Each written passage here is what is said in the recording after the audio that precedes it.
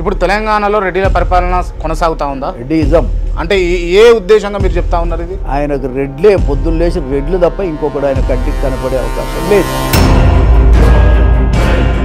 కాబట్టి అటువంటి రాజ్యంలో పేదవాడికి చోట్లేదు. నేను ఎమ్మెల్యే అయినప్పుడు అసలు మీరు పుట్టలేదు అని రేవంత్ రెడ్డి గారిని మీరు అన్నారు కదా. ఇప్పుడు రేవంత్ రెడ్డి అనేటోడు నాకు తెలిసినోడు కాదు, నాకు తెలియదు, తెలిసి తెలియను.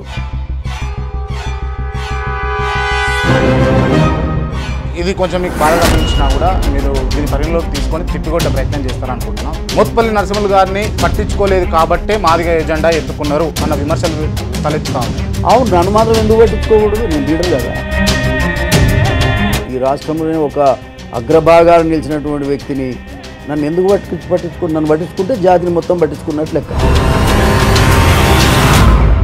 ఇప్పుడు మాదిగలకు టికెట్లు రాకపోవడానికి కారణం మాదిగల, రెడ్డిల, రేవంత్ రెడ్డి. మాదిగలకు టికెట్ రాకపోవడానికి మెయిన్ కారకుడు రేవంత్ రెడ్డి. అంటే రేవంత్ రెడ్డి కావాలని మాదిగలను అణచివేస్తున్నాను అంటారు. పైసలు ఇస్తే ఓట్లు వేస్తారు, ఓటింగ్ నాడితో తాగబోసి డబ్బులు ఇస్తే ఓటేస్తారని ఓ చులకన భావం అతని దగ్గర ఉండబట్టే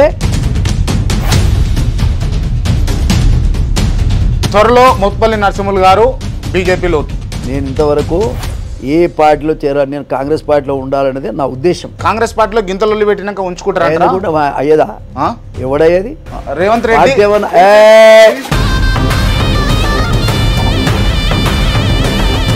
రైట్, రేవంత్ రెడ్డి గారితో ఒకతోటే చెడింది మీకు. ఇతర నాయకులు అంటే దామోదర్ రాజనరసింహ గారు కావచ్చు, లేకపోతే ఇతర నాయకులు అందరూ మీతో టచ్లో ఉన్నారు, దళిత నాయకులందరూ. నేను ఒక విషయం నాలుగా ధైర్యం ఉంటే ఈ ప్రాబ్లం ఎందుకు వస్తుందా?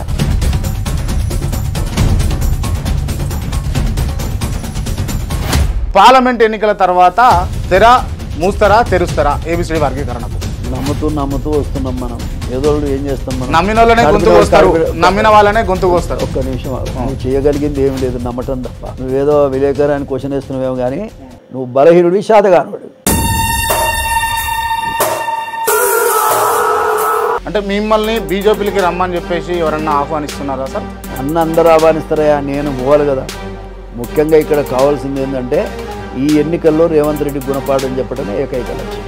ఈ 10 ఏళ్ల పరిపాలనలో కేసీఆర్కు వ్యతిరేకతతోటి ఆయనను గద్దె దింపారు, రేవంత్ రెడ్డిని గద్దెనెక్కించారు కదా. ఇప్పుడు కేసీఆర్కు సింపతి తోటి లోక్సభ ఎన్నికల్లో ఓట్లు పడే అవకాశం ఉందా?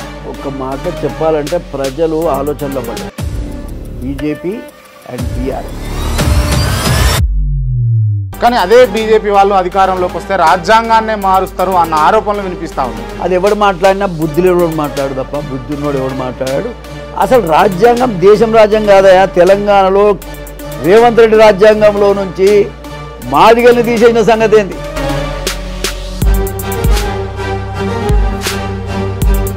భారతదేశంలో అంబేద్కర్ రాసినటువంటి రాజ్యాంగాన్ని ముట్టుకునే శక్తి ఎవరికన్నా ఉందా?